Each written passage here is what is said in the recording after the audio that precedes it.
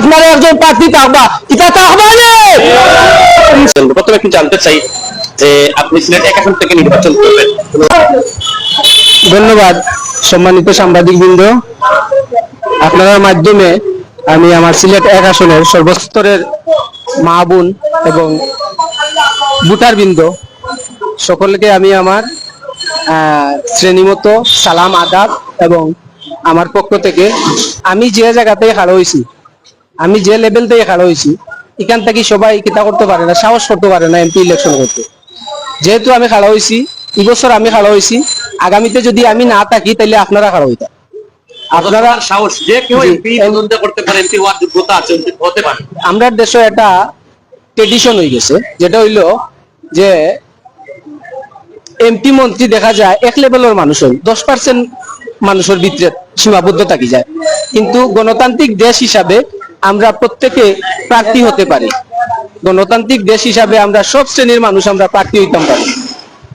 তাই আমি অনুরোধ করলাম, এটা আমি আরে গেলে আমার সম্মান কমতো না, আমি আরে গেলে আমার সম্মান বরং আরো বাড়বো।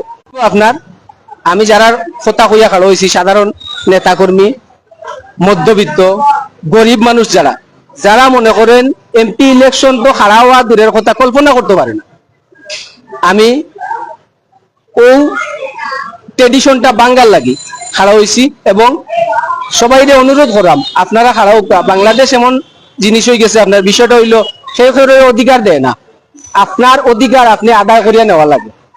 তাই আমি অনেক সময় দেখেছি আপনি মানুষ উপভোক্তাদেরকে নিয়ে আসছি, একা একাই যেতে বলেন না, আমি দেখেন আসলে অনেক সময় সবরে লইয়া বাড়ানো যায় না, ও কারণে যে মানুষ বিশাল মানুষ লইয়া বাড়ইলে এটা ঝামেলা লাগে বা হুট করি বাড়ানো যায় না, আগ থেকে প্রোগ্রাম করা লাগে। তো আমি আসলে এরকম চাইলাম না যে সবরে লইয়া বাড়ইতাম, সবাই তো সবাইরে লইয়া বাড়ই, তো আমি না একা একা বাড়ইলাম। তো এটা কথা আছে না নি, যার কেউ নাই তার আল্লাহ আছে, আর যার আল্লাহ আছে ইনশাল্লাহ তার মানুষের অভাব হয় না, মহাব্বতের অভাব হয় না। তো আমি আমার একলা বাড়ানি, এটা আমি মনে করি আমার লাগি ভালো।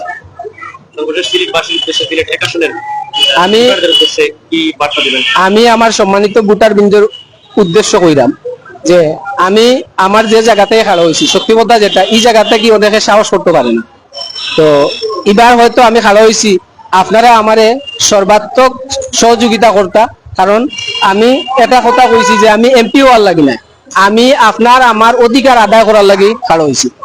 তাই আপনারা এবার যদি আমি আরি যাই, আপনারা মনে করবা যে হয়তো ভবিষ্যতে আর কোনোদিন এই এমপি ইলেকশনের লাগি মাথা তুলিয়া আমরা শ্রেণীর মধ্যে কেউ খাড়া হইতে পারতো না।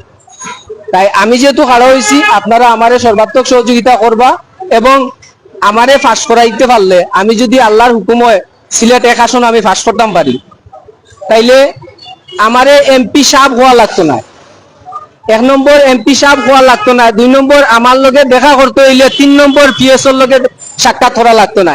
আমারে যে কোনো জায়গা গিয়ে আপনারা সরাসরি কইতে পারবা ওবা গরিবের এমপি, ওবাই বারো, ও কামটা করতাম। আসলে একটা জিনিস বুঝি না, এমপি মন্ত্রী বা নাই আমরা আঙ্গুলের টিক দিয়া, সাধারণ মানুষের ভোট দিয়া এমপি মন্ত্রী নির্বাচিত করে, এমপি নির্বাচিত করে, এমপিরে আবার সাপ ডাকতাম কিতা লাগি, এমপিরে আবার সার ডাকতাম কিতা লাগি। আরে ভাই, আমি যে জিনিস বানাইলাম আমার ভোট দিয়া, উনারে গিয়া আমি আবার সিরিয়াল টুকাইতাম, উনারে গিয়া আমি আবার সার ডাকতাম, এটা কোন ধরনের ট্রেডিশন? আমার প্রশ্ন হইল গিয়া, আপনি আমারে ভোট দিয়া বানাইবা, আমি আপনারে সার ডাকতাম, এমপিরা সার ডাকতো জনগণে, ভোটার বিন্দরে সার ডাকতো, ভোটার বিন্দর ডাকে দৌড়াইয়া যাইতো। কিন্তু আমরা দেশের নিয়ম হয়ে গেছে উল্টা, এখন দেখা যায় এমপিরে তো সিরিয়াল পাওয়া যায় না, তার পিএসওর 4 নম্বর পিএসওর সিরিয়ালও পাওয়া যায় না। তো এর লাগি আমার কথা হইলো এমপিরে গিয়া, এমপি আর জনগণের সম্পর্ক হইলো বন্ধুত্বপূর্ণ সম্পর্ক। তো আমার কথা হইলো আমি যদি এমপি নির্বাচিত হয়ে যাই, আমারে যে একটা চেয়ার দেওয়া হইব না, ও চেয়ারটাকে বড় একটা চেয়ার বানাইমু, কইবা ই চেয়ারও আবার খেয়ে বইতো, ও চেয়ারও গিয়া আপনারা বইতা, আপনারা জনগণ গিয়া বইতা, এমপির বড় চেয়ারও বইয়া কিতা করতা, এমপির লগে আলাপ আলোচনা করতা, ইনো কোনো বৈষম্য নাই। বাংলাদেশ স্বাধীন হয়েছে বৈষম্যর কথা কইয়া, আমরা আশা কথা বৈষম্যর লাগি বাংলাদেশ স্বাধীন করছি, দ্বিতীয় স্বাধীন যেটা 24 আন্দোলন, আমি এটা সক্রিয় ভূমিকা পালন করছি। আপনারা দেখছেন লাল কাপড় পিন্ধিয়া পুলিশের দায়িত্ব আমি পালন করছি। আপনারা জানেন বছরও সারা বছর আমি লাল কাপড় কিন দিয়া গুপ্ত অধিকারের কাজ করি, আমি আপনার খাদ্যর বেজাল লইয়া কাজ করি। আর অনেকে দেখা যাইব বসন্তর কুকিলের মতো নির্বাচন আইলে এমপি প্রার্থী হয়ে যায়। আরে ভাই, জনগণের লগে কাম করলাই কিতা, তুমি সামাজিক কাম করলাই কিতা, তোমার যোগ্যতা কিতা, তোমার জনগণের লগে সম্পৃক্ততা কিতা।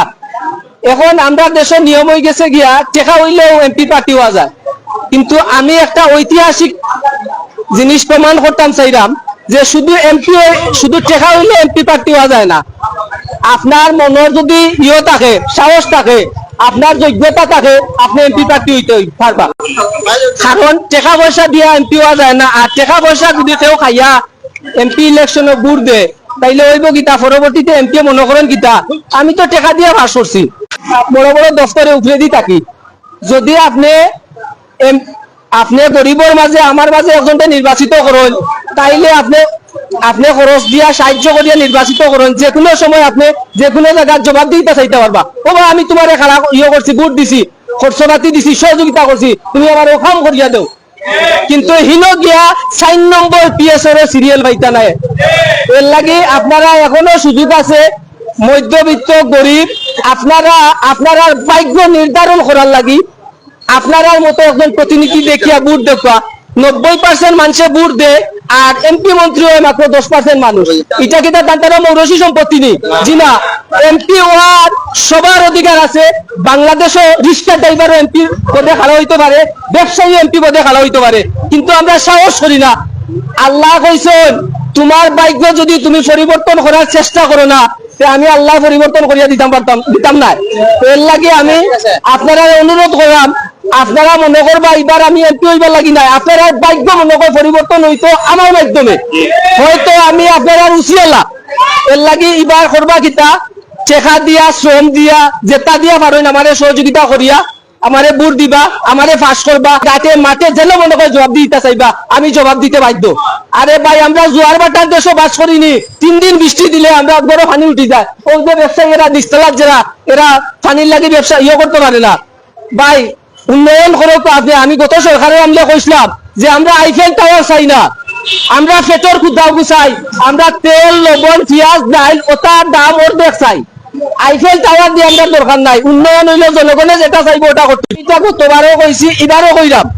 এর লাগে কইরাম, আমি খালি এমপি হইবার লাগি না, আমি এটা রাস্তা বার করে গেলাম। আমি খাই বাদ বসু যদি মারাও যায়, আপনারা একজন প্রার্থী থাকবা, কিতা থাকবা।